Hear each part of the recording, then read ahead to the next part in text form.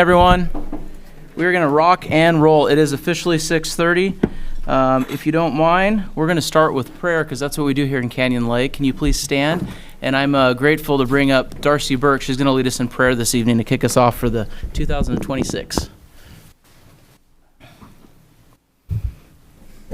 Thank you, Mayor Smith.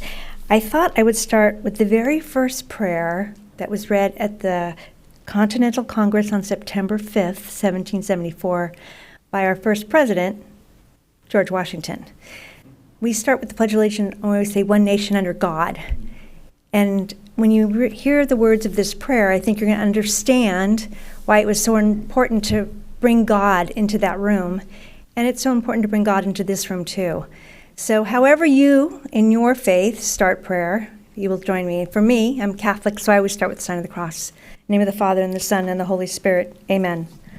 O Lord, our heavenly Father, high and mighty King of kings, and Lord of lords, who dost from thy throne behold all the dwellers on earth, and reignest with power supreme and uncontrolled over all the kingdoms, empires, and governments, look down in mercy, we beseech thee, on these our American states, who have fled to thee from the rod of the oppressor, and thrown themselves on thy gracious protection, desiring to be henceforth dependent only on thee.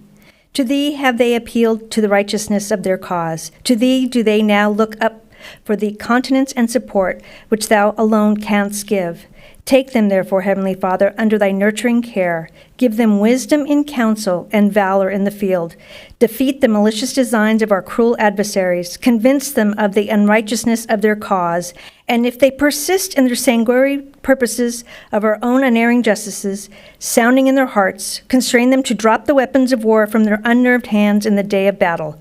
Be thou present, O God of wisdom, and direct the counsels of this honorable assembly.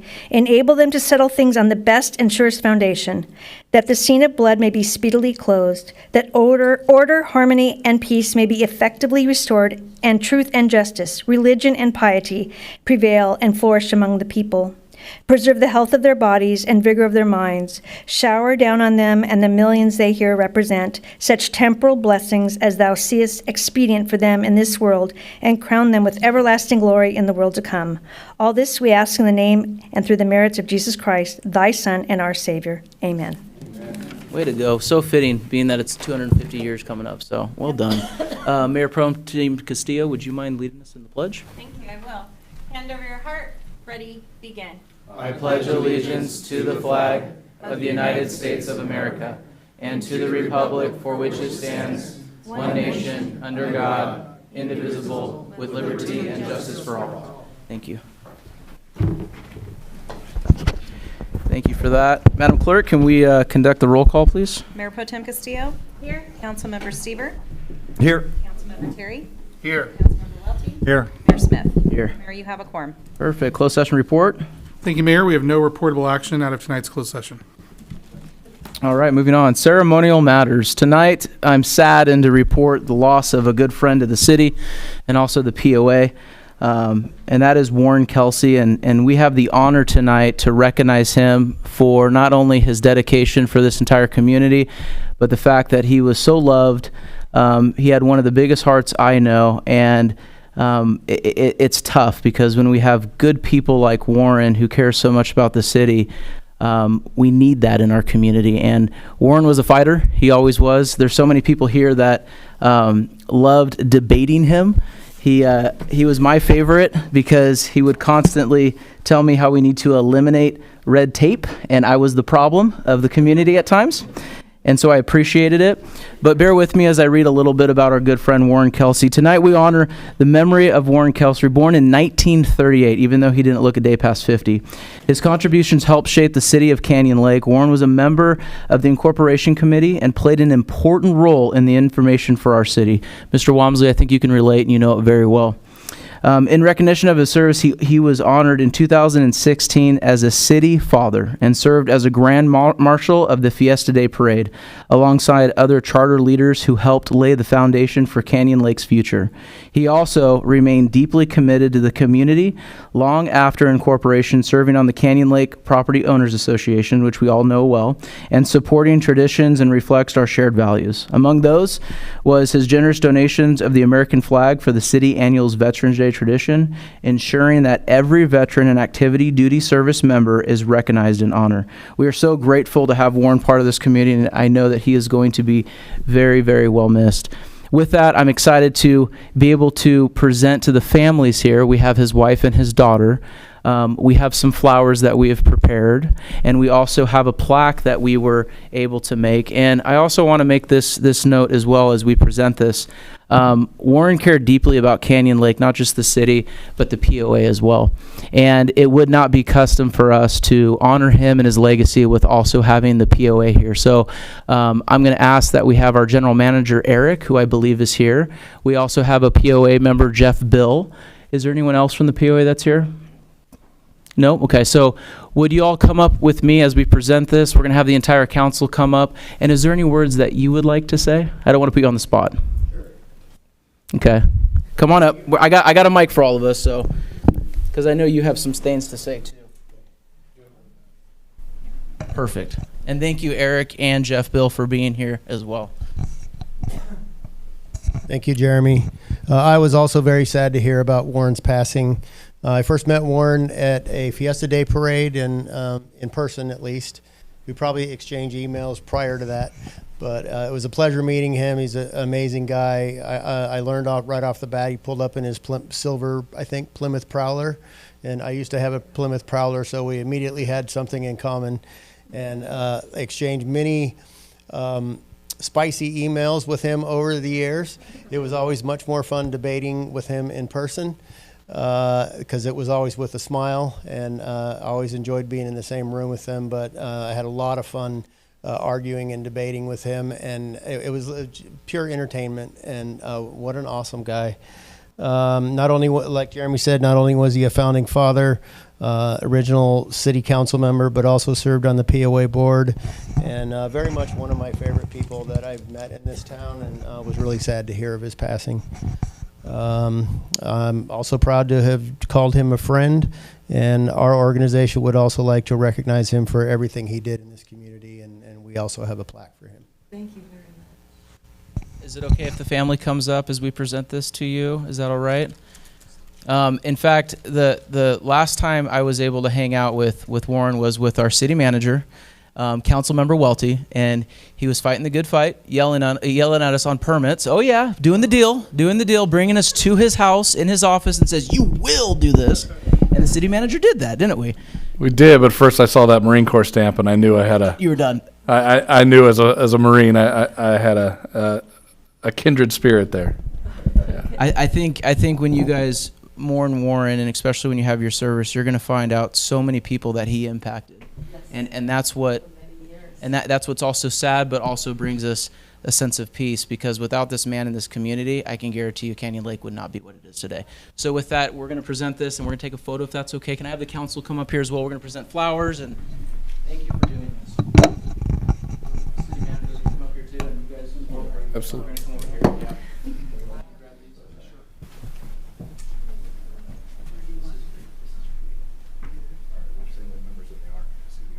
Yeah, exactly. So we're going to stand over here. Maybe we can do this. Yeah. And then, if you can hold the flowers if you don't mind.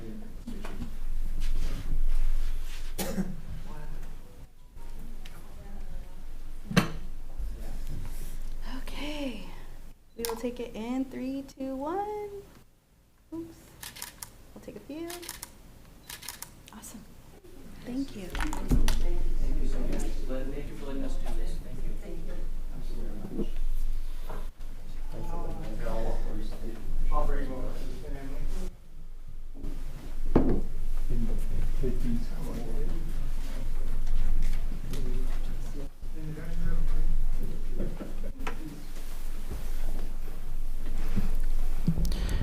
On my script here, it's also noted to let you know that you don't have to stay for this boring city council meeting that we get to do every month. So you will not offend us. We just can't thank you enough for taking the time to come and, let us, honor him. And I want to ask if my colleagues have anything they would like to say.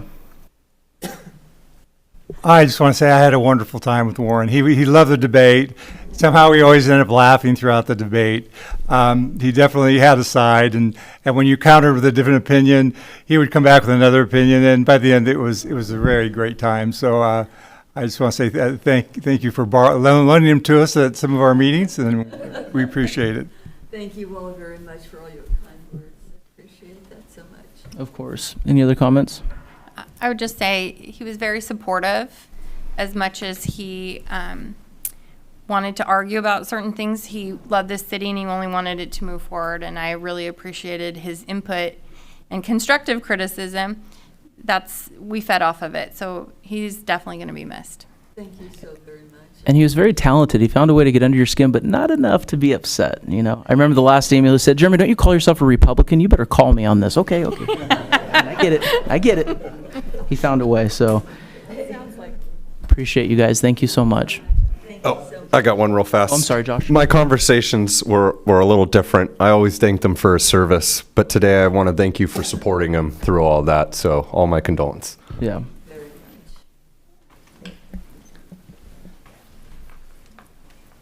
Mr. Terry, you have some good? Okay. Thank you so much. Have a good evening. All right. That's tough. It's hell when you're 94. But you don't drive like you're 94, Jack. I saw you back that truck in. Well, I started this city, and I got some good people. Thank you, Jack. We appreciate you for coming.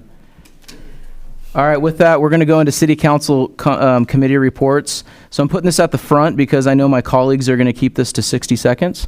So we're going to go around and start off with you, Councilmember Stieber. Perfect.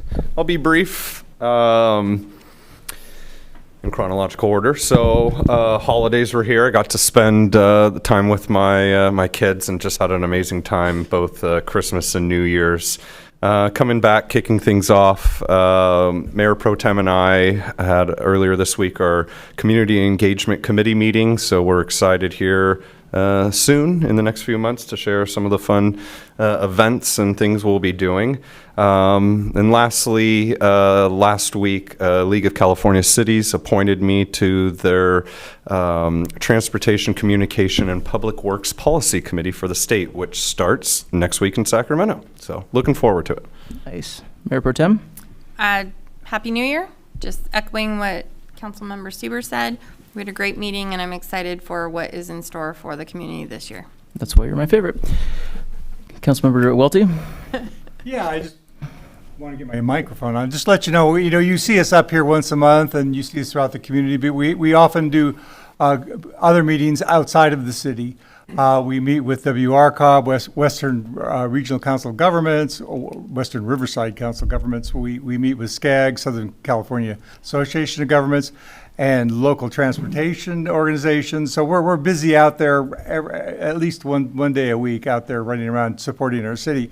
And a lot of times we don't have discussions about it because it's just a lot to say about an issue that may go on for a year, and I don't think you need to be update on every little thing we do. But we had some big things come up. I wanted to talk about them. Do we have the slide? Oh, there it is. Okay, then in the T-Now meeting and discussion, a representative from let's see, the organization that collects the fees, the toll road organization, came up to us and said, we want to let you know we're going to put in that express connection between the 241 and the 91. It'll allow for people coming from southern Orange County to come right across and get into the HOV lanes and go on up through. It will help those people that are willing to pay and go through. That'll help them, but it also should help the freeway have less traffic because, if you're coming up the 91 and they all merge in, you get slowed down. And a lot of those people are merging in and then they're sliding over across 4 lanes to get on the HOV lane. So now they'll be able to go directly on the toll road, and it'll certainly help the people who live in Canyon Lake or who commute to southern Orange County come on. It'll help the people coming from main sections of Orange County because it'll limit that traffic. So we're excited. Their intent is to start in 2026. They need an approval or two. Should be done by 2029. And if we can just get them to turn their attention to the 15 and maybe continue that toll down to Railroad Canyon, I think It's definitely a goal in the hearts of all the cities of Southern Riverside, but it's a reach, and that's one of the committees that we all are part of that pursue that 91 freeway so they can get the toll road expanded down. We all take the toll road, you get off in Corona, and then you go back and sit in traffic, so it's not very helpful. So the other big thing is the LA Olympics are coming. So the tickets are now open, apparently, January 14th. That's for a lottery. For a lottery, yeah. So you can go ahead and get into a lottery form to get tickets for the Olympics. So that's coming, and that's a big discussion on the SCAG front. And so what we had the meeting was about the economic impact of the Olympics. And as you can see, they're intending to bring in about $14 billion into the region. A small amount of it goes to Riverside. So they're going to bring about $1 billion into our region in economic activity through the Olympics. LA, of course, and Orange County will get the lion's share, but that's where most of the activities are. Aren't they doing the horse races in Temecula? Or is it Norco? They pulled it. Yeah, don't worry. We tried, but Canyon Lake, gates and everything, we couldn't get them in. We could do open swim. Something about the heat. And Temecula was made the horse, the owners of the horses and the competitors, they were uncomfortable with the amount of heat out here. Yeah. So moving on, you can see that over how much it's going to impact us. It's going to start, the income is going to start now, and it's going to go through 25, 26, and 27. And then the peak, of course, in 2028 when they have the games. So huge amount of economic activity. We're very fortunate as a region because if you go to a city and they haven't done the Olympics, they have to spend billions on facilities to house the Olympians, to give them a place to do their sport. Well, because we've done this a number of times, we have most of the facilities in place. We have a lot of college campuses that have dorms. We can house people. So because of that, we're actually kind of a very affordable place for the local community or the region to afford. So it's helpful. Okay, next one. Job creation. They're going to bring in 20,000 jobs in construction. Most of that's going to be on transportation. Getting ready for the Olympics, so that's a great thing to get more jobs in the area, a minimum of 20,000. As you can see, there's the overall job. This was an economic report. This is the overall job forecast. As you can see, in 2025, they expect 22,000 jobs. 2026, they expect 14,000 jobs. And then 2027, 85,000 jobs. So you can see there's a distinct reduction in how many jobs we're going to have in Southern California. A lot of people find affordability and ability to live here limited. So we do see some people moving away. Okay. What was an interesting point they brought up in the session was that after ChatGPT opened, there was a change in the trend of our economics. So as you can see, there's been a decline in the employment of high-tech services because now people are able to use ChatGPT, and they think that trend has continued. So they try to drive real numbers on that, and I think the graph says that at least something's going on. Okay, next. And you can see there's ChatGPT again, and there's manufacturing and financial activities also declining, kind of a ChatGPT thing. So AI will impact us. We hear people say that only 1% of us will ever need to go to work in 15 years. I think that's a little bit of a reach. Aaron would have to be this only city employee of 3 cities in order to make that happen. And he's a great guy, but I don't think Aaron could handle 3 cities all by himself. So on to the next one. One of the huge growth sources is healthcare and services. You can see that that's rising. We have an aging population, and healthcare is a big thing. And that's one of the things that they're looking at in the transportation corridors is how many healthcare hospital workers live in Riverside and then go on into Orange County to work. Just a huge number. So going to the next slide. As you can see on the line below, it was what the speaker was saying. He estimated there are 350,000 people commuting to the inland or the coastal cities from the Inland Empire. On my own estimate, I did a back of the napkin, that's over $20 billion of annual funds for our area. I think, to be honest, that our personnel is our largest export out of the Inland Empire. I don't know of any other particular business that does $20 billion, but our real export is our people. They're all going to the coastal cities to work. And you wonder why, if you wonder why these people are commuting and why they're doing their craziness, you look at the cost of housing. Orange County, median price to over $1 million. LA, it's pushing $1 million. Riverside, we're in the $400,000 to $600,000 range. So if you're a family member or you're a person and you want to own a home and you're not making the $2 million a year salary, we are a great option. So we'll probably continue to see Riverside grow, and we have an opportunity, at least in our mind, to make a great place. I think there's one more. This is a big number. It talks about vacancy rates. We know in COVID, the work at home thing came into play. A lot of offices that were built suddenly lost occupants. You can see LA, it's looking somewhere in the 24% range of vacancy. Orange County, 19%. Ventura, 13%. And there we are in the Inland Empire.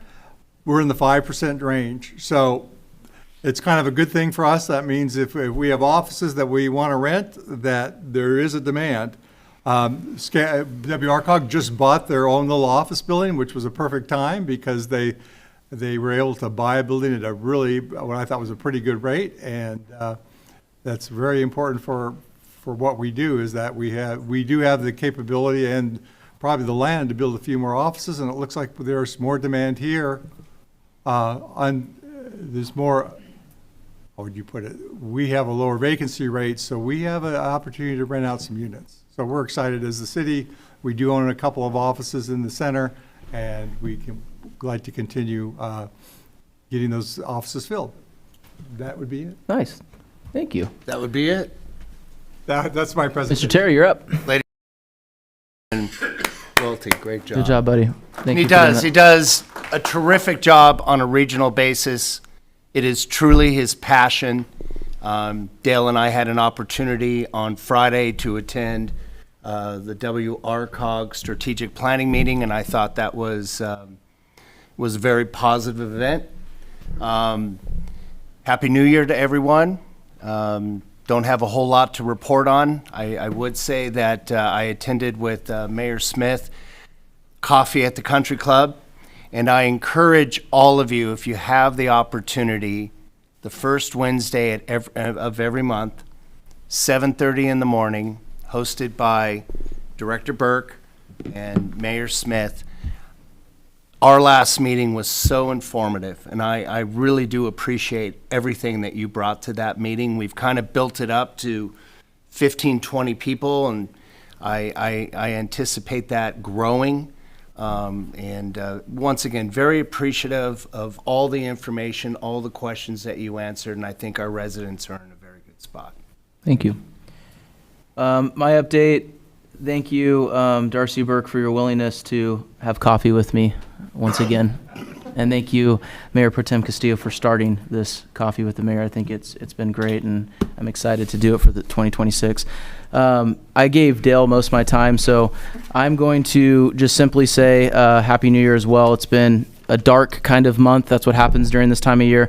I am excited, though. My good friend Tim Sheraton in the city of Lake Elsinore was just voted in as our second vice chair for RTA. For those of you that are listening or here, RTA, which is Riverside Transportation Agency, is hiring. They're looking for bus drivers, so there is an opportunity for those if you would like to apply.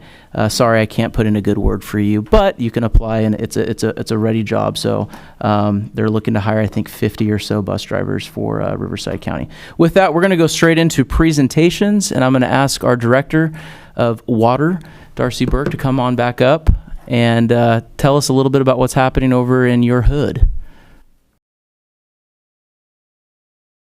Thank you, Mayor, Council, staff, guests, residents, friends. A lot's happening in my hood, actually. So I'm going to start with a new program that we launched on January 1st called the Community Assistance Program. This is a voluntary program that we are asking residents to, if they feel so inclined, to make a donation to. We have the RARE program. That is an ongoing program that helps those that have income eligible options that give them an offset every month on their water and wastewater bill. If you are eligible for CARE through Southern California Edison for our community, you're automatically eligible for RARE. But we run into a lot of other situations. There's a lot of surviving spouses that maybe never paid the bills, and the passing of their spouse was unexpected, and all of a sudden their water shut off because they didn't know they had to pay the bill. Or the funeral expenses were too much and there was no money to pay the bill, or they had an unexpected job loss, or I could go on and on and on. And the idea of this set aside, because we're not allowed to use rate money to do this, is to give our customer service representatives the ability to help those families at really bad times of need and without income eligibility. But bad things happen to everybody, and to give them the flexibility to do that. So that's something that just started, and we'll see how it goes. It's all voluntary. It's not something we're adding on to your bill. It's not a rate. But we actually had some people ask, hey, if I wanted to donate to help my neighbor, how would I do that? And this is a way that we found legally that we could do that without setting up, believe it or not, a whole nother entity and going through that process. So we'll see how it goes. I want to thank the chief because he attended a firescaping, which is a fire kind of proofing landscaping workshop we had, and was diligent enough to bring that back to Canyon Lake. And you're actually hosting it here on February 5th. It's a free workshop for the citizens of Canyon Lake. And I just want to thank you for taking the time to do that. And so if you haven't heard about it, you'll probably hear about it more on social media and other things. There is no cost to attend. I believe you just need to register. So you can either check our website, which is evmwd.com. I know the chief also has a flyer that has a QR code, so there's lots of ways to do that. But as fire becomes more of an issue and our landscape requirements change, this will kind of give you a heads up. I also want to give the chief kudos because last year he attended the Fostering Water Leadership program, if I remember. Well, we're about to start cohort 2. So if you have not heard of this, and I believe many of the council members that didn't attend last year will get an invitation, this is a program that kind of shows you the bigger picture of water for California, more about Elsinore Valley, what we do, our system, our regional partners, and I think it's only 3 or 4 opportunities you have to meet. We try to do it within a short amount of time because we know you're busy, but to give you an idea of what we do, because most people have no clue of what it takes to move water or wastewater, and what it does to happen to work with our partners. So I know I was very excited that the chief participated last year, and hopefully he'll be able to recruit others to participate because I think it's important, especially if you're making policy. Next week, we'll consider $65 million more in wastewater capital improvement projects. That includes sewer trunk lines for capacity in Lake Elsinore on Mission Trail. If you've heard that we're out of room, we're getting close. So this will address those issues. That also includes some of the grant funding money that will be coming up for the septic to sewer conversions. So there's a lot of construction going on. Some of this includes micro tunneling down Mission Trail. So if you drive down Mission Trail, you're welcome. I'm sure you'll be very pleased about that. There's also paving going on the 74, so be aware of that. That's if you go towards the west. If you go towards the east, that's eastern. I can't help you with that, except to direct you to their customer service. And I think that's all I have right now, unless there's something. Oh yeah, rate discussions are starting at Metropolitan next month, and we're looking at 23% right now. Any questions for our director? Mayor, I do. I missed cohort last year. And is that going to be an invitation to the city, or is it going to be individual? Individual. Perfect. Thank you. And I think I failed to mention, you're now vice chair. Oh yeah, I'm vice president. Congratulations. Thank you very much. Thank you. Thank you for being here. Appreciate you. Thank you.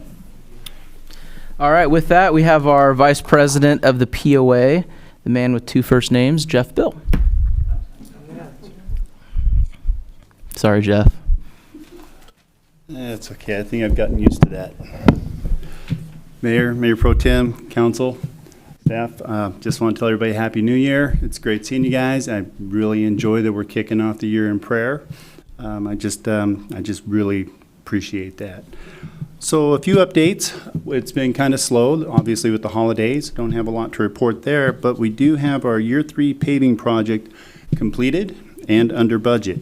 And we've already started engineering for the next year's project.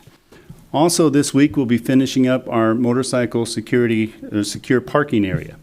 We do have the fence up. It's been up for a while, but what we're putting in this week is the gate readers and the motors to open and close the gates. So we've made a lot of progress. It's a good thing. You know, we had issues with motorcycle thefts in the past, so I'm really excited about that happening. So the Bluebird Hall, speaking of security, we are currently upgrading our monitoring stations. We've got new, very large monitors, about like what you guys have up there. We've also upped the staff in there to help with the customer service.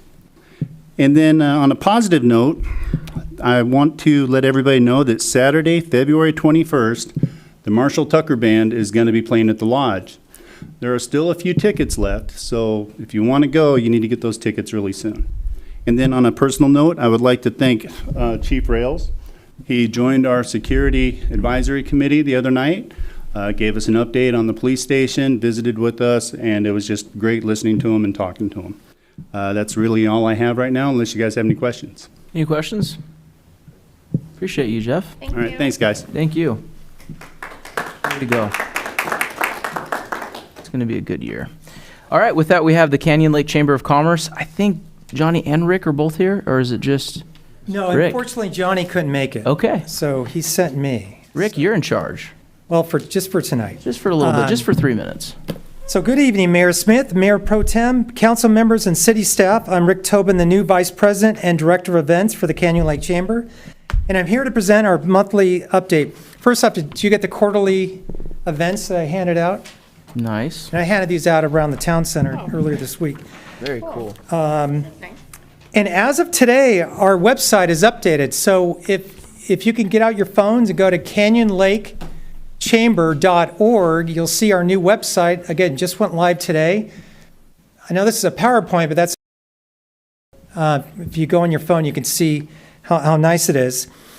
And so special thanks to Web Village for assisting with the website design and Media Craft for the beautiful drone videos that are shared on the first page. According to the SBA and U.S. Chamber of Commerce, small businesses with 500 or fewer employees make up 99% of all U.S. businesses. Upwards of 82% of the 33 million small businesses are run by just one owner with no employees, and 16% have 1 to 19 employees. So out of the 98% of small businesses, they have 19 or fewer employees. So it's our intent for the chamber, we want to emphasize the sharing of education for our members, both online and in person, like how to sell, how to market. By following our President Johnny Pineda's vision, we want our members and others in the community to think of the chamber as their fellow helpful coworkers who can assist them with business-related questions or concerns. We're also streamlining our member billing and email updates to make it much easier for our members to view and access. Okay, so now to focus on just the events on the calendar for this month, we'll start with a bingo fundraiser tomorrow evening at Sports Stop Pub and Grill. It's a fundraiser for Stacy Hales, the groomer at Just for Paws, who had the tragic home fire event. And so it's a fundraiser. It's tomorrow evening, 5 to 9 p.m. Megan Cortez organized it. She asked us, she's a former Canyon Lake board member, she asked us to help promote it. Next week on Thursday, January 22nd at 5:30 p.m., we'll have a joint ribbon cutting ceremony and after-hours mixer at Station Number 2 Pizza, in the back of the town center. The following day, on Friday, January 23rd, starting at 4:30 p.m., we will host another ribbon cutting ceremony at Eden Accounting for Cassie Eden. That's about 100 yards down the road. The following week, on Thursday, January 29th, at the Lake Elsinore Storm Baseball Stadium, is the Mega Mixer Business Networking event. That's between 3:30 and 7 p.m. That's the biggest event that I've been to out here. They get upwards of 1,000 people. There's 10 chambers involved, numerous business booths. And so if you come by, please visit us at the Canyon Lake Chamber booth and bring lots of business cards to share. And thank you for allowing the Chamber of Commerce the time to share our latest monthly updates, and I'll be glad to address any questions you may have. Council, any questions? No, that was very informative. Thank you. Oh, thank you. I do, Mayor. First, want to apologize. I didn't bring this up in my council comments earlier, but back in December, I had the privilege to install our new chamber board coming in this year. So Thank you. I appreciate that moment. But please take back to the chamber. What an awesome job on that website. It's a different change, and I've probably seen it 10 times today now. So Oh, great. Good job. All right, well, thank you. I think you guys are doing a great job. We're just getting started. Really progressing, and I appreciate it, and I know our businesses appreciate it as well. Thank you. It's a team effort, so Yeah. thank you for the help from the city. Thank you for the event for tomorrow. I mean, reaching out to help somebody, it's just not about the businesses getting together, but you saw a need for one of your business workers or employees, and to reach out and help them is a pretty nice thing to do. Yeah, okay. Rick, appreciate you. Is this new? Yes. Can you make sure that we get this internally with our staff so that way we can make sure these are all on our calendars? Because this is great. Oh, well, thank you. I dropped them off at the office on Monday when I was going around the Perfect. town, but we'll I get you as many as we started can. bumping some of these into my calendar, so I just can't thank you enough. This is a game changer. So Okay. We're appreciate going to do you. it every quarter, so thank you. Rick, We awesome. Appreciate it. All right. Have a Thank good you evening. for being here. You too. Thank you. All right, that leaves us Canyon Lake Fire Department. Chief, you are up. Thank you, Mr. Mayor, Mayor Pro Tem, City Council, City staff, members of the public, Jeff the Tenderist, your fire chief, and I am first off here to wish you a Happy New Year. I hope everyone had a great Christmas and holiday break, and we are back. I'm here to give our reports for the month of December. We responded to 94 emergency incidents. Of those emergency incidents, 1 was a structure fire, 69 were medical aids, 1 was a hazardous condition, 8 were service calls, 10 were good intent, 5 were false alarms for the total of 94. And for the year of 2025, we ran 1,120 responses. That actually is, in our 4 years of service, our busiest year thus far. So on that note, we will be putting together our annual report, and we'll have that at the next meeting for you. Our turnout times for the month of December came to a shock to us a little bit. On average, 50% of the time, our turnout time from notification till we get out of the station, was 1 minute 12 seconds.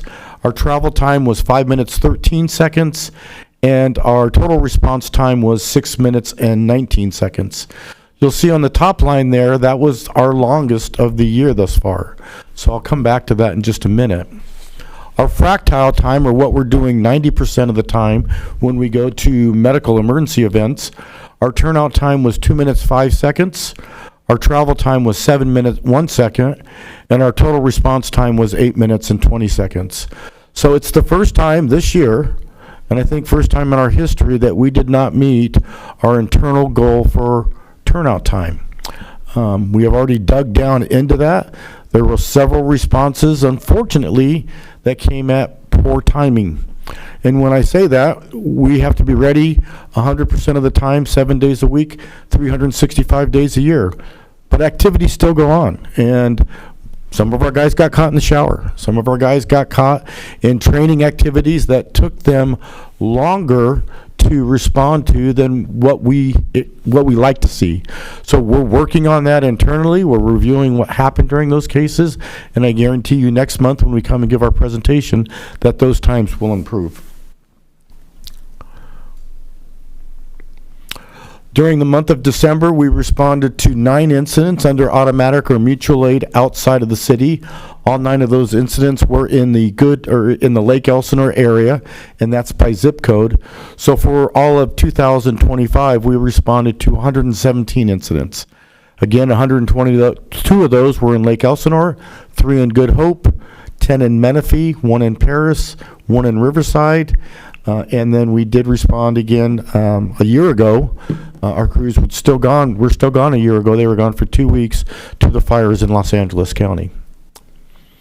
This is a map again, and as I said, we looked at the zip code. These are the physical locations where we responded to, and if you look at that closely, it's actually more in the unincorporated area outside of Lake Elsinore as you head into the Meadowbrook area.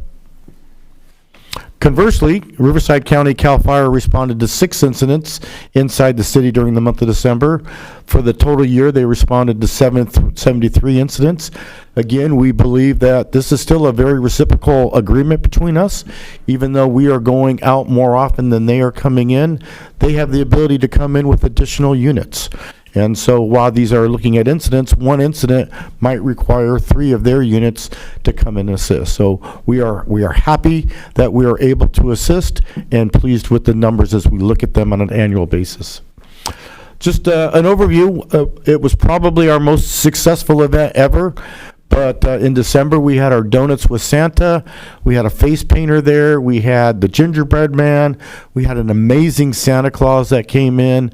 We had a Home Depot again that came in and had crafts for the kids. We estimate 300 people showed up. It was just an incredible day, and we just want to thank the community for their support and our volunteers that came in and assisted us. We were out in the community a lot this month as well. We were doing some inspections in the town center, and someone came out with their puppy and wanted to have their picture taken with the firefighters. Our Spark of Love toy drive, we had 3 trucks full of toys that we had to take to deliver for our donation collection this year. Again, the community was amazing in their donations and their generosity, and so we are grateful for them. Our families, our firefighters, worked over the holidays. We are here every day, and so they got to come in and celebrate the holidays on Christmas Day, on New Year's Day with the firefighters.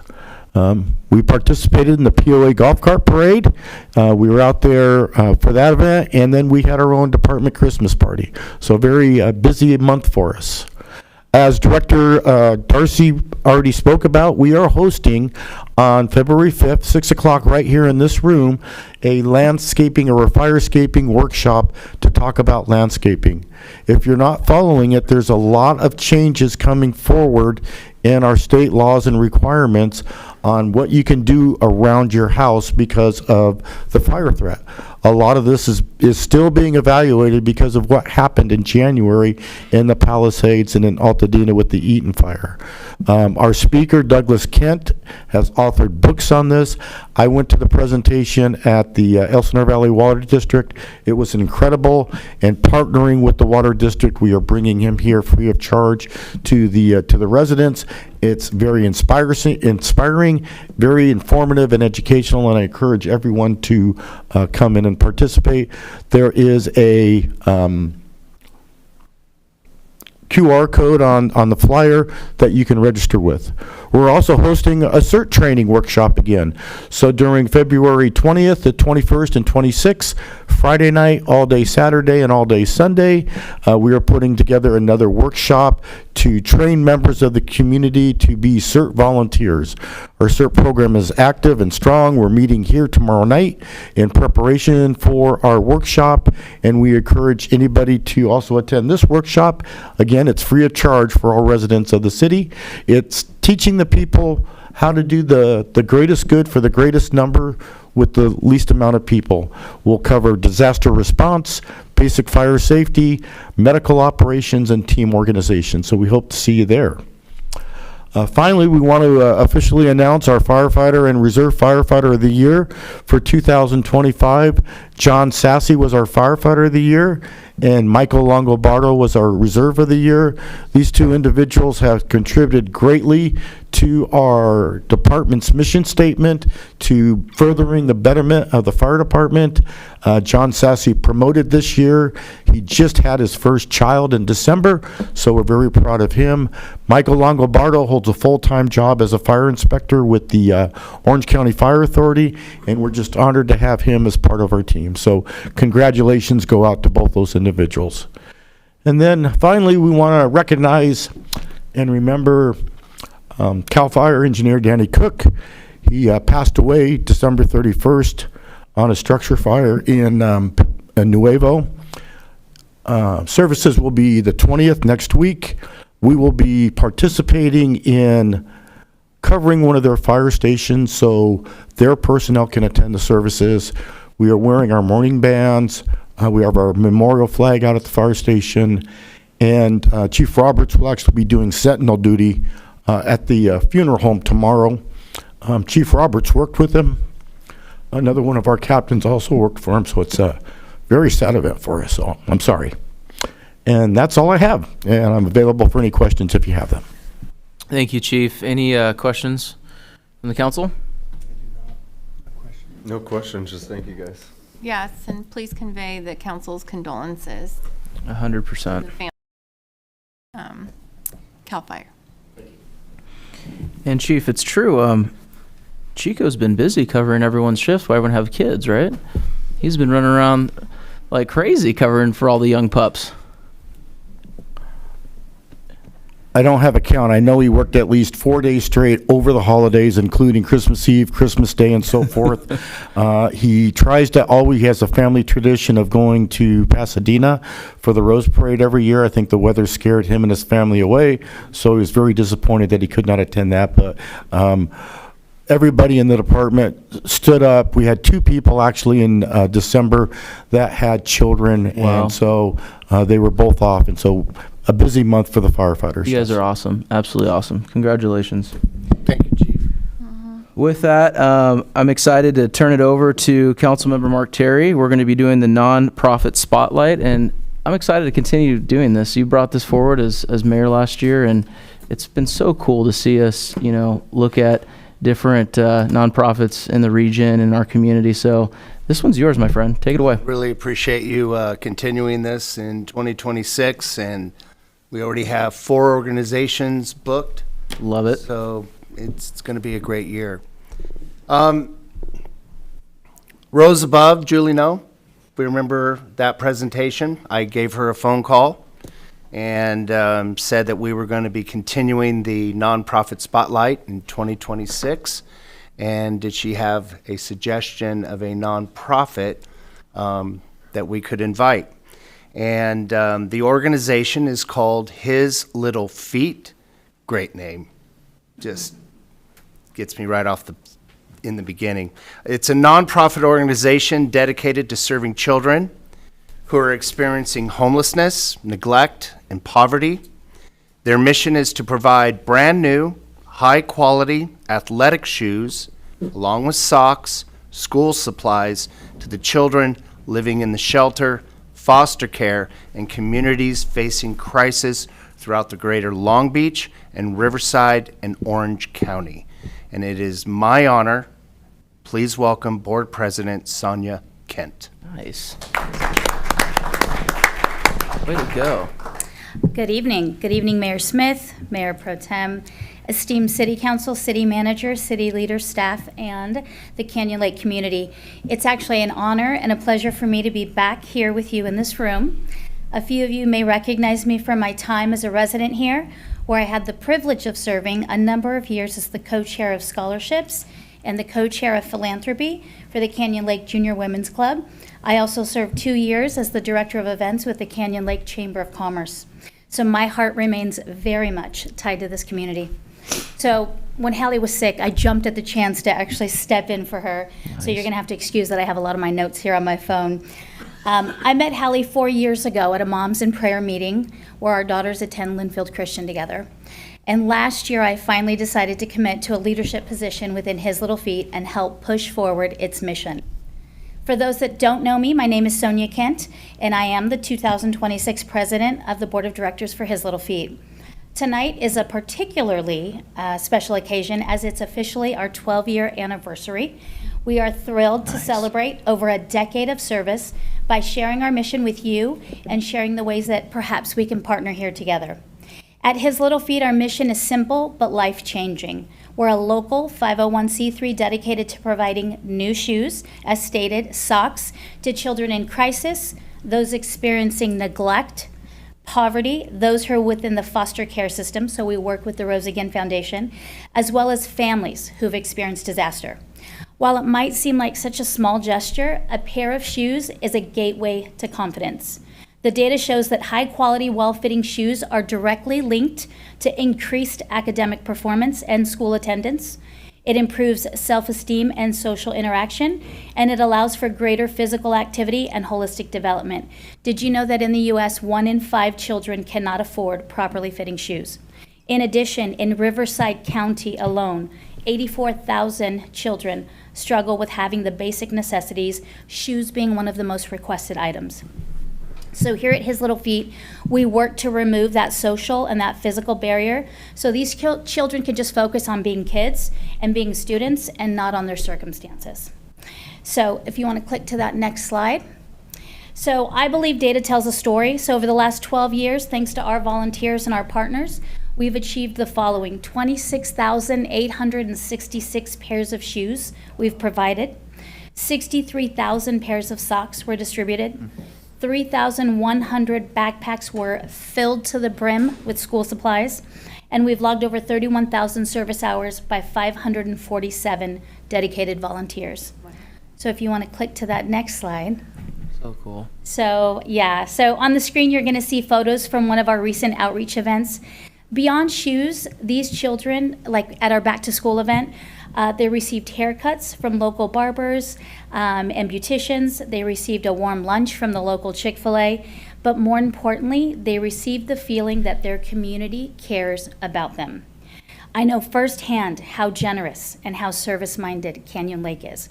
I've stood here before you presenting scholarships to the youth and delivering necessities to those community members in need. So I know the caliber firsthand of the people in the city. We aren't here tonight to ask for a financial handout. We're looking for a partnership within the Canyon Lake community. So how does that happen? Sponsorship, number one. We have something called a Soul Club, S-O-L-E. And that allows for people who just want to be able to donate for 12 months, $45, you provide a new pair of shoes every month for a child. In addition, we have internships. We offer incredible opportunities for Canyon Lake youth to actually apply and to gain real-world skills. Our interns are very much a part of our program management, collaboration, event coordination, and community leadership. These are all skills they can take when they go to college representing Canyon Lake community.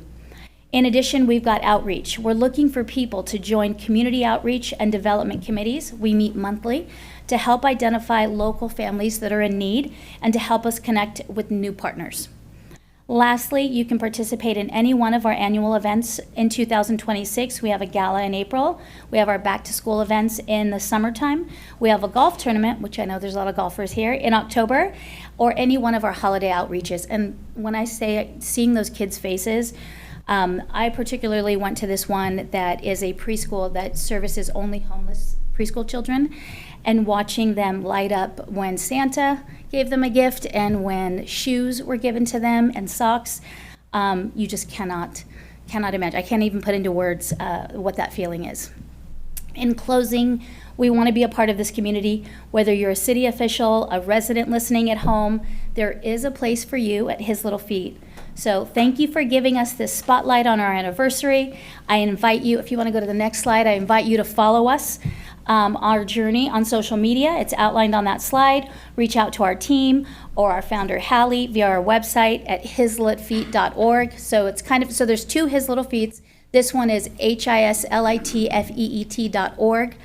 Thank you for your time, and I'm happy to answer any questions that you may have. So cool. Any questions, council members? Hi. Hi. We missed you. We do miss you. Yes. You are so giving, always. But something that you just said kind of struck me. I know that you work in building relationships and collaborating and teaching. I know that you speak at different schools and I do, yeah. tell, high school students how to line their resume and get jobs, good jobs, right? Yeah. This is an amazing partnership. When I can't even look at Mark Terry because I'm going to cry because this is just such a moving and amazing nonprofit, and you knock it out of the park every time you bring someone here. But it's so nice to hear from you, and I'm so excited to help participate in this in any way. But I think that point that you made, that there are Canyon Lake students who probably would just absolutely fit in with your mission. I'm so glad Absolutely. you're highlighting this for them. Yeah, and I mean, having the pleasure of giving, I think it was close to like 40 scholarships, you know, seeing all the great kids that we had here in Canyon Lake, and the amazing stuff they do. I mean, this was when I was talking to Hallie and telling her, she's like, you know Canyon Lake, right? I'm like, oh, I know Canyon Lake, yes. They will love to have their students be a part of these internship opportunities that we have. 100%. Yeah. I would encourage you to keep in touch with our city clerk. Mhm. Any information that we can get out to our residents, would be more than happy to do it. Fantastic. And the one thing that you said, we all have children, a new pair of shoes. Simple. And it's so, you know, it's something that nobody feels like, oh, that doesn't really do much, but the data actually showed that these students, they feel good. I watched this little boy that was homeless. He put on a brand new pair of shoes and he was like instantly a superhero. Yeah. Right? He was running around. He Run was so like, fast. So yeah, cool. I run fast. They make me faster. Yep. Make me taller, make me faster, make me better. I love it. Yeah, It's so good. absolutely. Well, thank you again. Thank you for taking the time to be here, and congratulations on 12 years. Yes. 12 Unbelievable. years. Unbelievable. Thank you. Thank you. All right. Bye-bye. Appreciate you. Every time. Every time. All right, moving on. Public comments. Madam Clerk, can you take this one away? Mayor, we have 3 public speakers tonight. Our first is Greg Langworthy. Awesome.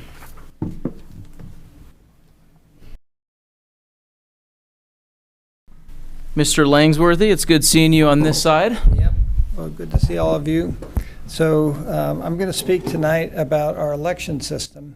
You were highlighting our founding principles. We hold these truths to be self-evident, that all men are created equal and endowed by their Creator with certain inalienable rights. Among these are life, liberty, and the pursuit of happiness. And to secure these rights, governments are instituted among men, deriving their just powers from the consent of the governed. So that's how important our election system is. It's where we secure our God-given rights. So our group is the Riverside Election Integrity Team, and we are investigating, overseeing our election system here in Riverside County. Jeremy's probably aware of a lot of the work that we do. Elections really are simple. There's just voters, votes, and count. We try to keep it simple because then people can understand the problems. For voters to be eligible, they have to be residents of Riverside County. They've got to be alive. They have to be We hope. they have to be citizens. Problems, however, arise when mail-in ballots go out to people who are not residents, who are not citizens, who are not even living in Riverside County anymore. So the basic elements of a secure election are the voter rolls must be accurate. We have a problem there. Only eligible voters may vote. The system must be highly accurate. The federal requirement and the state requirement for an election system to be certifiable is 1 error in every 125,000 ballots, 0.0008%. The reason that standard is so high is because many elections are decided by 10, 15 votes. If you have an election system where you even have a 2% error, that is like thousands of votes, plus or minus. You're not sure of who really won. That's one of the problems with our election system.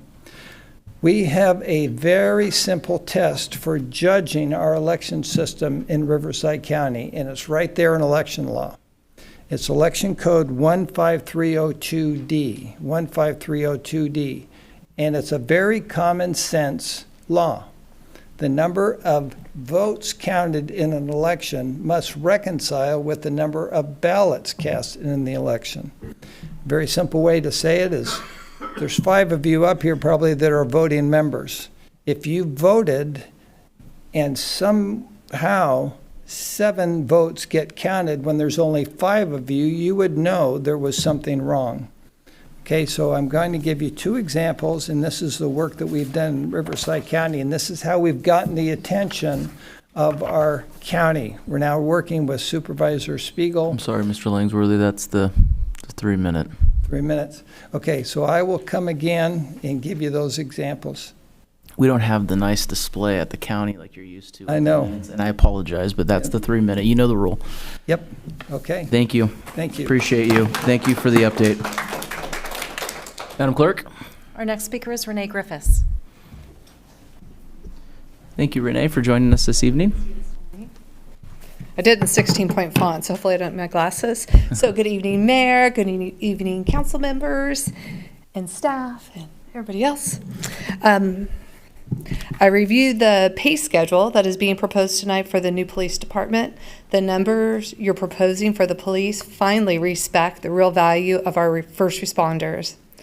When I compare it to the pay for the fire department, it seems that the goal the city has is to ensure that police officers and firefighters end up making around the same on an annual basis. That's my opinion. But it appears that way. However, when you compare it to the number of hours it takes for a firefighter to get there, it's not fair. I want to compare a police officer at step C, what's being proposed, to firefighter paramedic at step C. I'm going to assume a 3-day, 12-hour shift. I know it could be a 4-10. I don't know what the schedule is going to be, but I'll use that in my example. And then, of course, our firefighters are the 4896. When a Canyon Lake police officer works 3 12-hour shifts per week, it's 1,872 hours per year, resulting in $69,545. When a Canyon Lake firefighter paramedic works 4896, it's a total of 2,912 hours, and that'll result in $71,897 annually. While the annual earnings are roughly the same, the firefighters must work an additional 1,040 hours to be roughly equivalent or in the annual pay. So I'm going to go on to the hourly pay that's scheduled, and again, I'm just using step C for a police officer and a firefighter paramedic. Police officer being proposed is $37.15 an hour, firefighter paramedic $24.69. Firefighters are being paid 33% less, not because their job is easier, but because they are required to work over 1,000 hours a year. The one thing I don't know yet, and I will be requesting, is an entire benefit package for full-time fire and police so I can compare them. It's possible that the city has structured retirement and other benefits in a way that offset the 33% pay reduction and disparity in the hourly pay. I don't know yet, but I want to be fair, so I will review that. What I do know is this. Under the pay schedules you are proposing right now, Canyon Lake firefighter paramedics will be required to work over 1,000 hours every year to reach the same annual pay as a Canyon Lake police officer. That means you are officially evaluating firefighters' time at about 1/3 less per hour. Even though they are medical professionals, work 24-hour shifts, face higher cancer risk, and spend far more time away from their families. I want to make it perfectly clear that I am not criticizing the police pay. I think you guys got it right. Your police pay schedule reflects what first responders are worth. As it stands right now, the same standard is not being applied to the people that are protecting us from fire and helping saving lives of those who need medical emergencies. Thank you. Timing. Thank you. Thank you. Thank you so much for your comments. Sorry, that stinking timer always goes off faster than we would like. I believe we have one more public comment. Matt Piercy. Thank you, Matt, for joining us this evening. The floor is yours, my friend. Can you guys hear me? Yep. Good evening, everyone. My name is Matt Piercy. I live on Schooner Drive near the East Gate, and I'm here to bring attention to the danger posed by reckless driving on side streets. I have 2 sons aged 5 and 7 who love to play outside, playing basketball in front of our house for hours on end and riding their bikes to nearby parks. My wife and I regularly emphasize the importance of street safety to our children, but no matter how much we teach our kids to be safe outside, drivers are just as responsible for ensuring safety on Canyon Lake streets. While my kids and I have played in the street, we've routinely watched as drivers race large trucks and SUVs down the road and others who drive their golf carts distracted with their attention fixated on their phones. We've heard similar concerns from neighbors and other parents in Facebook groups, and I wanted to bring this issue to the City Council's attention. We could opt to issue more citations for reckless driving, but it's not realistic to police the speed and focus of every driver in Canyon Lake at all times. There are other ways to improve our streets, however, whether we visually narrow streets by painting lanes or crosswalks, of adding stop signs to every approach of side street intersections, or adding curb extensions at corners to reduce turning speeds, just to name a few. There are many proven ways we can explore to make our streets safer. For our family, we place multiple children at play signs down the middle and along the sides of our street. And this works to slow most, but not all, drivers who tend to race down our street. According to a 2017 study conducted by the National Transportation Safety Board, 5% of pedestrians who are struck by a vehicle at 20 miles per hour are killed. These numbers jump up to 45% being killed when struck by a car moving at 30 miles per hour and 85% killed at 40 miles per hour. And the percentages of pedestrians who sustain a severe injury when hit are even higher. In short, speed matters. Additionally, these statistics were obtained from crash data in the 90s when cars were smaller and less lethal than they are now. Using publicly available data from the Transportation Injury Mapping System, I think if I have that correct, there have been 5 pedestrians hit by Canyon Lake, by cars in Canyon Lake in the last 10 years, and 3 of those have resulted in a serious injury or fatality. And these are just a fraction of the 112 people injured or killed in 78 car-related incidents during that time period, which is an average of 1 accident every 6 to 7 weeks. While these numbers might seem low to some, they are non-zero and represent real lives impacted by vehicular collisions. And we don't have to accept this status quo as inevitable, unchangeable reality. The U.S. Department of Transportation, as some of you might know, has established the Safe Streets and Roads for All program, which is a competitive grant program offering $1 billion to fund local governments through grants to prevent roadway fatalities and serious injuries. Caltrans offers similar assistance at the state level through their local assistance program, and these funding sources could be used to help make our streets and residents safer. Sorry, Matt, that's that That's bill all right. that we hate. Almost had it, but thank you for your time. Unfortunately, due to the Brown Act, we can't have conversation back and forth with people who are giving public comments, but Mr. City Attorney, I can have a conversation with you, and I can talk about, you know, the importance that Canyon Lake is just such a weird community because we have all these private roads throughout our residents and how it's that interesting what the city can do and what Mayor, PO you do. can have a brief response to the Thank commenter you. if you'd like. I can do this all day if you want me to role play. Unfortunately for us at the city, this is one of those frustrating conversations that we constantly have because when we look at roads inside the gates, we don't have any authority. But luckily for you, we do have a POA member right there, and his name is Jeff Bill, and he happens to be the vice president. So, and he's also just as tall as you as well, and he cares deeply about this community. And I know he would love to have a conversation with you about the importance of our roads being safe inside the gates. And thank you for being here. Seriously, thank you for taking the time and show up and be part of the process because this is how things get done. Awesome. So, Thank you so much. appreciate you. Thank you. Mr. Mayor, I want to point out, we're not tall, you guys are little. For communication back and forth. So, Madam Clerk, I want to double check. No more cards slipped your way in that process? We have no more public speakers. Perfect. Before we move on to the consent calendar, I want my colleagues to know I'm going to be pulling item number 6. Are there any other items that y'all would like to pull since there is no more public comments on consent or non-consent calendar items? Don't want to pull, but just brief comment on 5. Let's pull it. I'm going to pull item 5 and 6, Madam Clerk. Is there anyone else? Going once, going twice. I do need a motion and a second. If I can get it. Oh, thank you. I need a second. Second.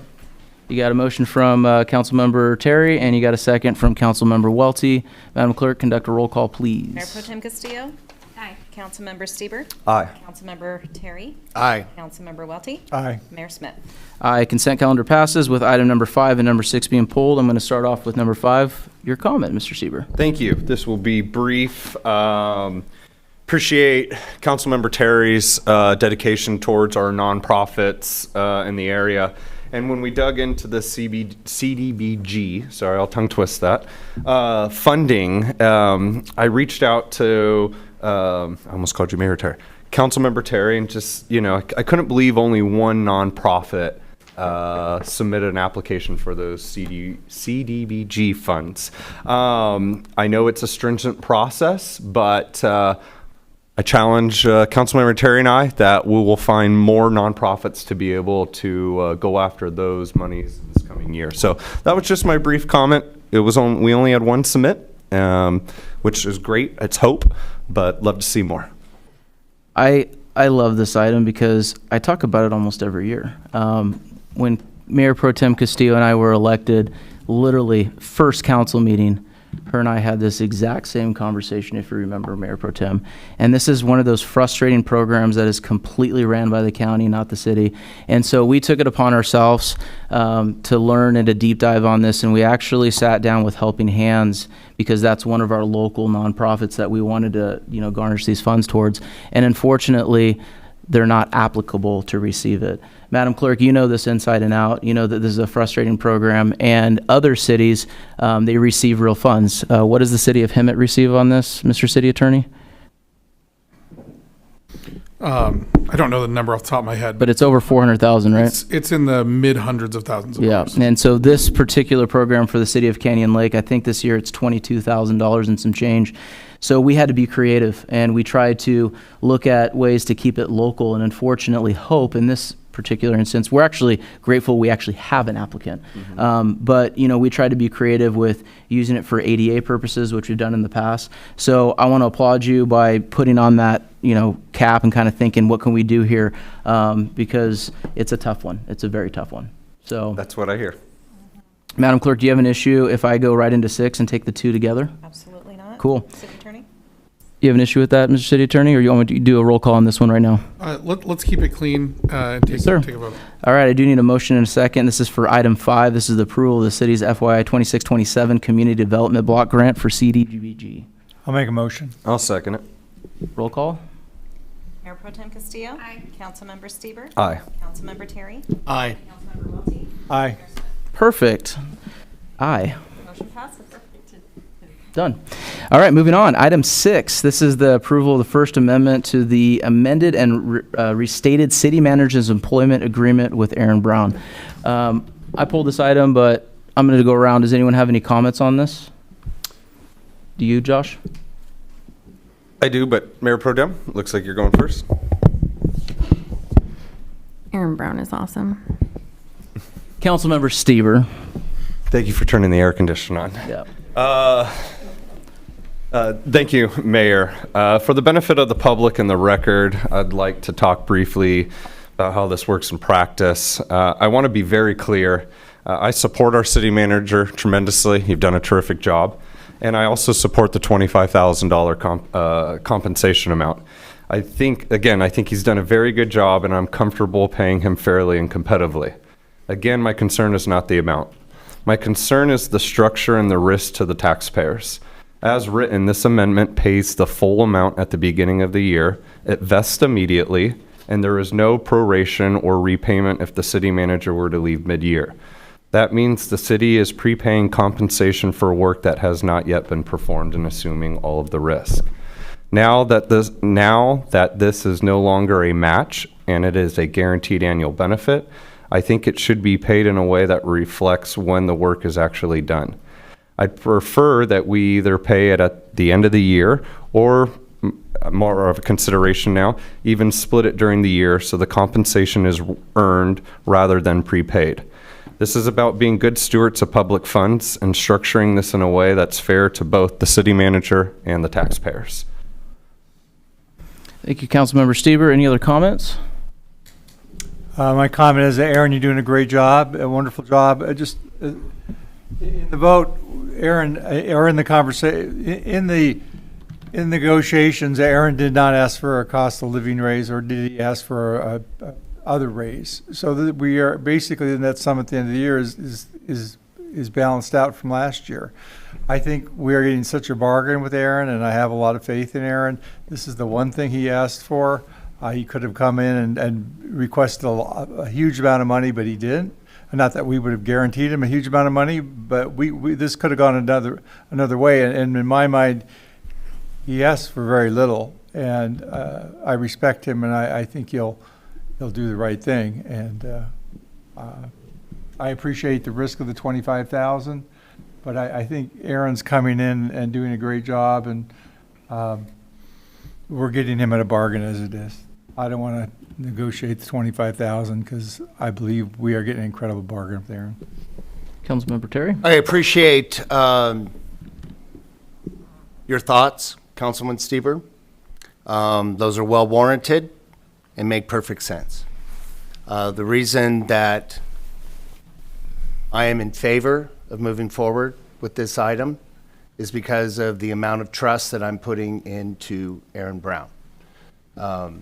It's a very well-known scenario that you're bringing up, and my consideration was that you're going to make good on this. And there was never a shadow of doubt in my mind. Our residents are very fortunate to have you as their city manager. 2025 was an unbelievable year for our city and our residents, and you were a driving force behind all of that. And I, for one, I'm all behind you, and I'm all for moving forward with item number 6. Thank you, Aaron. Can I make one more comment? Of course. Other than Aaron's awesome. Aaron has saved us well more than $25,000. Like exponentially more. That's all I have to say. Thank you, Mayor Pro Tem. Yeah, so first of all, I want to say thank you, obviously, for the hard work, but last council meeting, we were able to report out, and our report was a 5-star review across the board from all 5 of us. So it's clear as day that every single one of us up here put you at a high scale, high level, without a shadow of a doubt.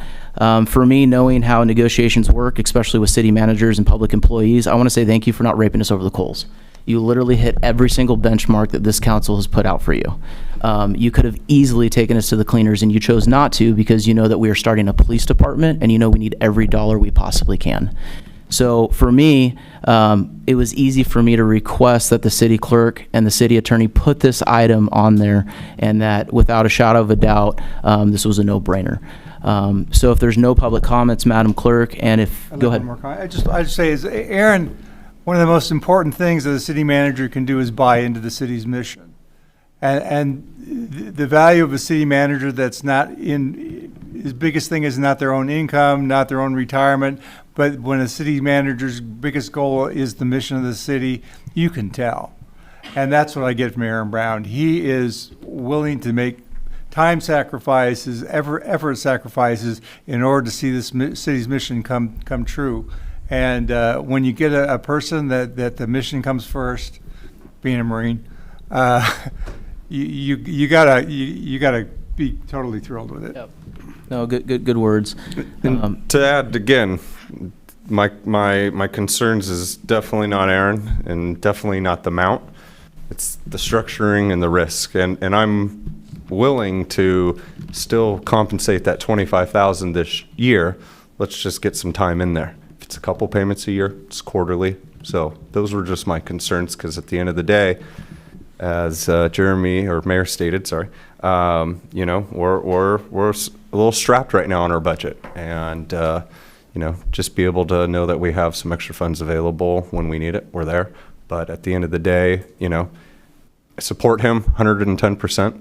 I just love to see this structured a little differently in the best benefit of our taxpayers. Well, can I ask a question about that? So the benefit of the taxpayers, even though we're going to pay it, right? And we're going to pay it this year. What is the benefit to the taxpayers that you keep saying? Well, if it's going to get paid and it's going to get paid this year, and he's in an employment contract. Yeah, so he's in an employment contract, and at any time he could separate from that contract. That could be March, and now we're out that money. And where I look at maybe half, a 2-year payment, so half year and end of the year, where the work now has already been completed to where we can offset and pay that out now. But here's my question. Wouldn't that still be part of the employment contract for payment purposes? My current contract does give this exact amount, and it is up to me at what point that I did that. So if I wanted, I could give the money to my 457 in January. With the current contract, if this council elected to make no changes, I could do this in January on my own. this was for me, and I definitely don't want the public to misconstrue this. This was for me, I cannot express how happy I am to be here. But I didn't want to negotiate against myself and say, thank you so much, I've done a great job. Here's a way I could get less. So I looked at things that I could do to be creative, and I had a conversation with the mayor and said, hey, it'd be really nice, because I'm making some investments personally in a different spot, if I got it in January, because it doesn't cost us anything additional. It was a way for me, as the person who brings this budget to you, to not take a hit, giving myself money. It was a way to bring that opportunity. And I appreciate exactly what Councilmember Stieber is saying. I appreciate the need for a commitment.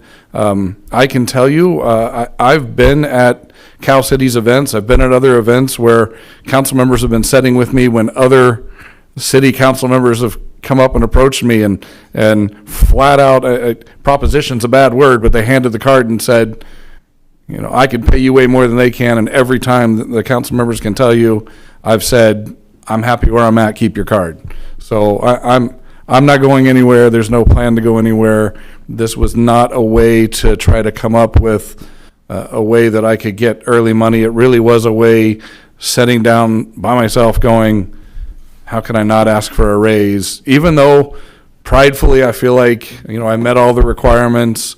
I deserve that, if you will. It was, how can I do this in a way that does not impact the city that I love, the city that I work for, but I come to an advantage. So I appreciate what you're saying, but I do want to clarify, I am not asking to give anything. It actually is already there. It's whether or not I would put that money in January.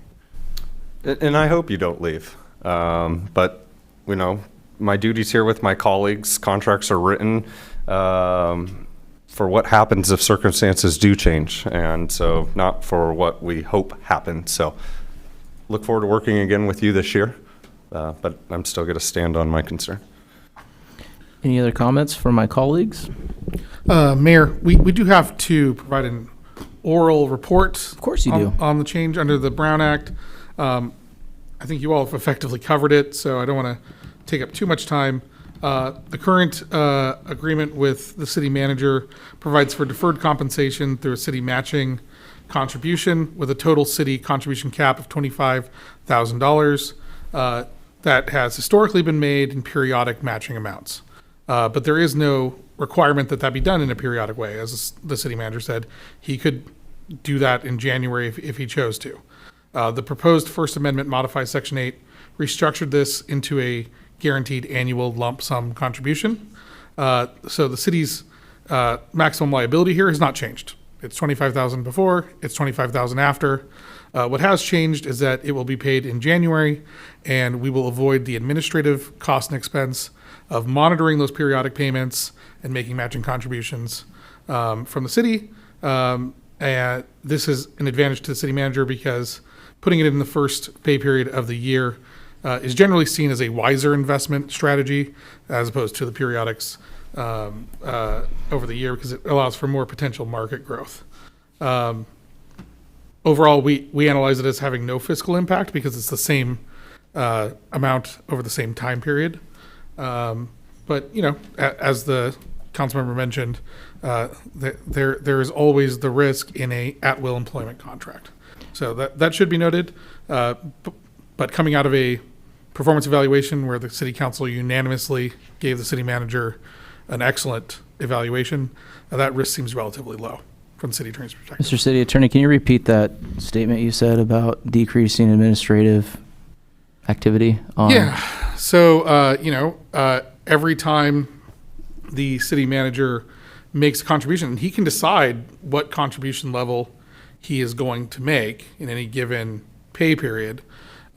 That has to be routed through the city and to our outside vendor, and a matching contribution has to be reviewed and approved. So it's a soft cost in the sense that we're already paying these people to work, but you are taking time that could be otherwise spent on other projects to perform this administrative task. So it is an avoided task. And that's why I appreciate you, Mr. City Manager. You're finding ways to save staff time even within your own contract. So with that, I do need a motion and a second on this item. A motion. Councilmember Terry with the motion. Who's got the second?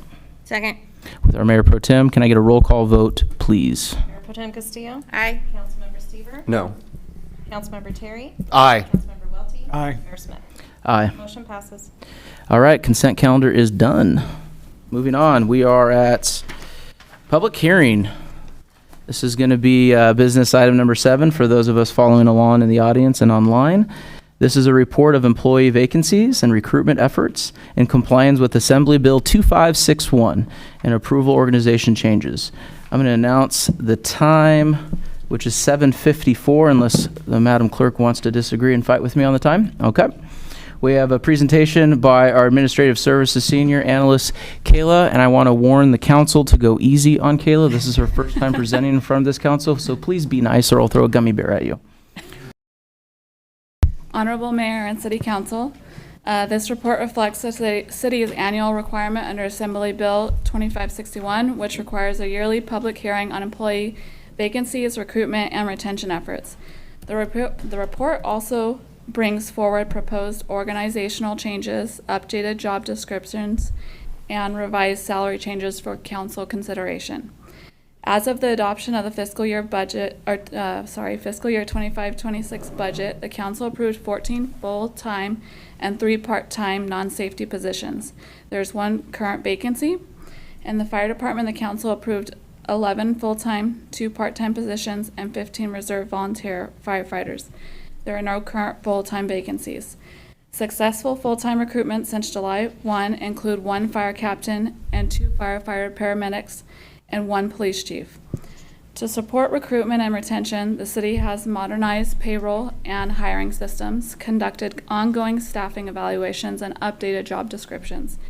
The city has also completed construction of its in-house police department and is preparing for its launch later this year.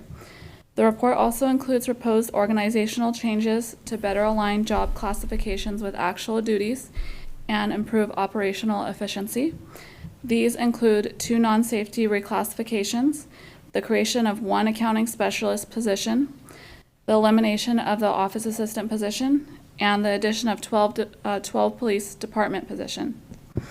Additionally, a salary adjustment is proposed for the community engagement coordinator classification to ensure compliance with the state's minimum salary requirement for exempt employees that was issued from the Department of Industrial Relations effective this year. Costs associated with the police staffing will be incorporated in the fiscal year 26-27 budget, and other staffing changes result in a minimal net fiscal impact. Staff recommends that the City Council open the public hearing, receive, and file the annual Assembly Bill 2561 staffing report, approve the proposed job descriptions, and adopt the resolution approving the safety and non-safety salary and wage schedules. This concludes my report. Staff are available for any questions you may have. Kayla, thank you so much. Council, are there any questions for staff on this item? All right, we already heard 1 public comment. Any public testimonies on this? Mayor, if I could add one item, that there was a minor mistake that I noticed on here that we missed in the safety where it says new positions. The reason it doesn't lay out the records clerk is because it's not technically a new position. We will be reclassifying a current code enforcement officer. So I didn't want anybody to think that that was not considered. It's just not laid out as a new position that is reclassified. Thank you, Mayor. Thank you. All right, as mentioned, no public testimony. Are there any? Mayor, if I may? Yep. Our fire chief would like to make a public comment. Oh, he would. Mr. Mayor. Make you Mayor Pro stand. Tem. I'm just kidding. Chief. As Kayla pointed out in her presentation, part of that was some recruitment in the fire department. I probably should have done this under my presentation, but I would like to recognize our new firefighter paramedic, Rocky Regbert, here tonight, and also a new firefighter paramedic on a part-time basis, Brett Healy. Nice. So those are some of the new positions that Kaylee Thank talked you, about. guys. Appreciate you guys being here. Thanks for doing that, Chief. Good? Anything else? That's all. Thank you, Chief. Appreciate that. All right. Any rebuttals on this? Madam Clerk? No, I don't see it. Everyone's good? Cool. We're moving on. All right. Public hearing is now closed, and it is 7:58. I think that's a 5-minute public hearing, if I'm not Comments from council members before we look for a motion in a second? My only comment is I'm excited the police department's moving ahead. Yeah. And this is a key part of that. And I think we need to bless this and get our police department up and running. I just want to say, Kayla, you killed it. Phenomenal job on this staff report. We had a public comment on this particular item tonight, and that individual even gave acclimates to how well this was put together. And kudos to you and the hard work. I know that you are doing a lot, both in your personal life and professional life, and obviously here at the city. So thank you. And for us up here on this dais, we are so excited because it's actually happening. And this is one of those items that I've looked forward to for 2026, looking at what our police department is going to look like. And I'm just so proud of all the hard work, and it's going to be pretty incredible. So thank you. Any comments? Can I get a motion in a second on this, please? I motion. I'll make the second. Madam Clerk, let's go to a roll call. Mayor Pro Tem Castillo? Aye. Councilmember Stieber? Yes. Councilmember Terry? Aye. Councilmember Welty? Aye. Mayor Smith? Aye. Awesome. That was the only public hearing we had for this evening. Now moving on to the business items. Oh yeah, we got this up here. Did everyone get one? Yes. Did our chief slide this in on us, Madam Clerk? That was Santa Claus over there. Santa Our Rails? chief, Santa Rails. Santa Rails? Santa Rails! Can you tell, before we move on to our business item, this is it? That's it. That's the patch. This is awesome, man.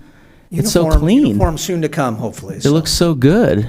It's clean. I love it. We want jackets. Very and Canyon we Lake. want shirts and all that cool stuff. It's coming. Okay. On its way. Okay, cool. Now that we have the staffing, we can Oh, sorry. get the department going, and that'll come quick. Love it. Congratulations on this item, Chief. Well done. Good job, Chief. Way to go. All right, business item number 8. This is the establishment of a facility maintenance capital improvement program, CIP. City manager, you get one if there's not enough already tonight. Thank you very much, Mayor Pro Tem, and City Council. When we did the budget as a city and City Council voted on it May of last year, one of the things that we had taken out was a city manager's contingency account that had existed prior. The issue is we just didn't have the revenues to be able to cover that. In this circumstance, I was able to work through that problem by in terms of a settlement that happened with another organization, and we were able to secure for the general fund $160,000. So what I am requesting in this for the City Council is that we can take that $160,000 as this is a government organization, we have to have council allocate money.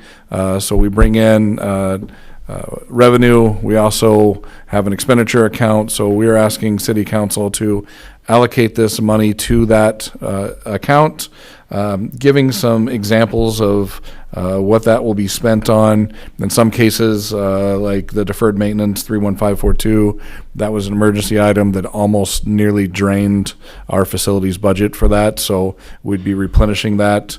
Deferred maintenance 31600, that is some air conditioning repair. Moving forward with something we've been looking at for a while, that's a EAP, or Employee Assistance Program.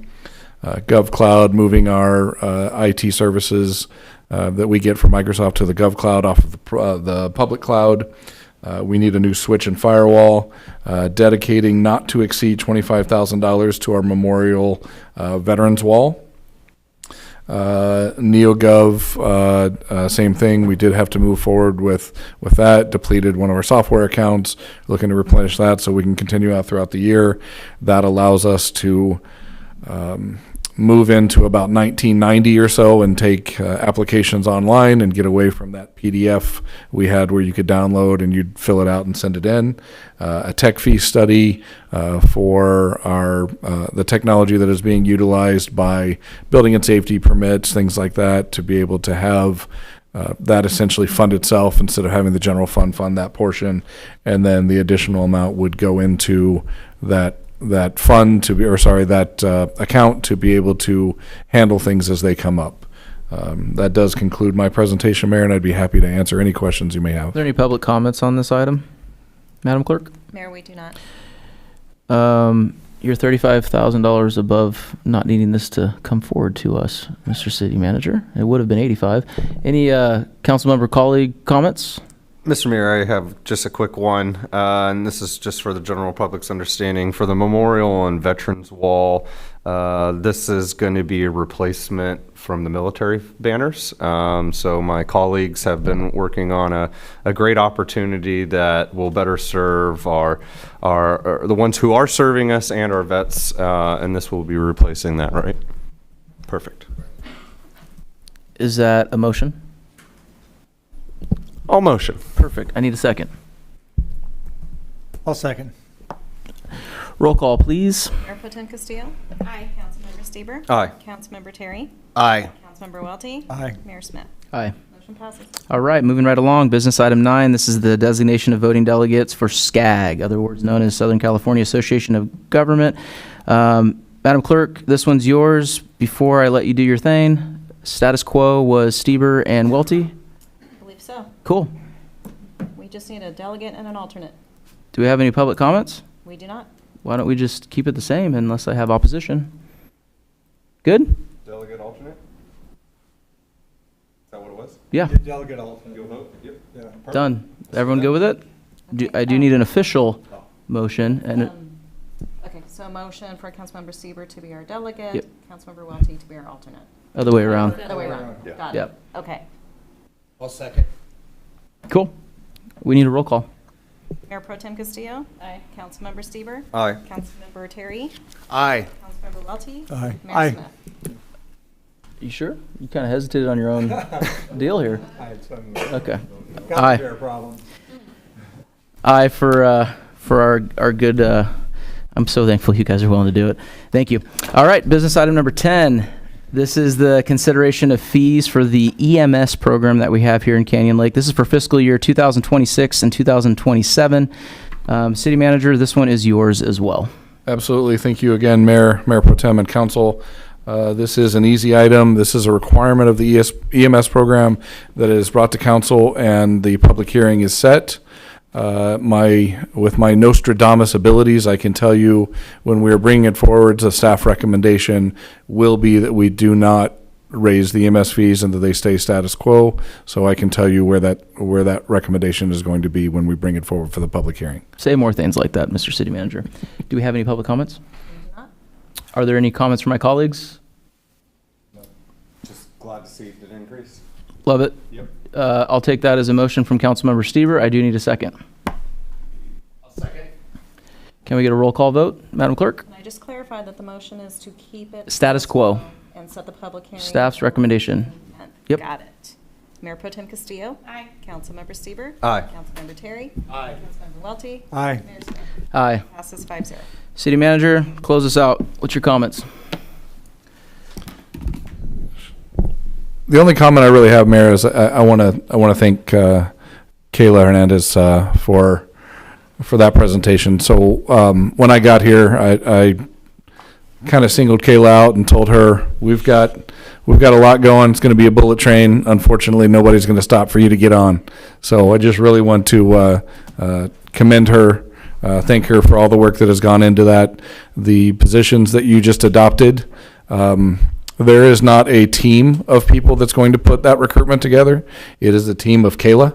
And so we're looking forward to a lot of the processes that we are putting in place. I am not ignorant to the fact that when I come up with a very biased, great idea, that it does not come with a lot of hard work. And so I thank the entire team. This city has an incredible staff, and we're very fortunate to be as lean as we are. I would put what we do up against any city in the world, let alone in California, and we have an under $9 million general fund. Yeah. So we're doing the same things everybody else is doing. We just don't have that big big zero at the end. Yep. So that's the only update I have. So thank you so much. I have a question on that. I heard the recruiting might be easy because we have a lot of people who are interested in coming to work for Canyon Lake PD. I wouldn't go so far as to say the recruiting is easy, but I think between the individuals that have expressed interest to myself and Chief Rails, Santa Rails, Santa Rails over there, our numbers of people that have reached out exceed our existing positions. And I said this when we started. I have never been so popular. My LinkedIn went crazy when the announcement was made. The city council decided to move forward with creating a police department. A lot of people wanted to be our police chief, and I started having friends I've never had. It's like building a pool. If anybody's ever built a pool, that's what I felt like. Yeah. A lot of my friends were showing up, and so it's that same scenario where we're getting a lot of people that are reaching out, wondering what they can do, wondering why we don't have the positions online yet, when they're going to be able to apply, and we keep reminding them we're starting a department. It's not already done. This is not something where we can just hire people and wait. We've got to go through all of our requirements, and we're looking forward to finishing some of the requirements for our police chief. We should be around March or so. We should be able to do a formal swearing in for him, and he'll be able to transition from that interim or designee to chief in terms of our department. So I think we should at least keep Santa Rails till then, and then we can call him Chief Rails. that works. I got a couple announcements to make, Madam Clerk. I'm sure you're aware. Our February City Council meeting was going to be on the 11th. It has been moved to the 17th at 5 p.m. Do we need to do April too? I believe, Mayor, we were canceling the February 11th, and we were doing a we're special meeting on the 17th. Correct. So, and then April, we can make that an announcement in March, or we want to do it now? I have the dates. Might as well do it now so that the city clerk can have that process. Enjoy this note because this is the first you're hearing it. And in April, instead of the 8th, we will be having that meeting on the 14th. I think it's fitting this evening to adjourn this meeting in Warren Kelsey's memory. With that, I'm going to close this out, and the time is 8:11. Thank you, everyone.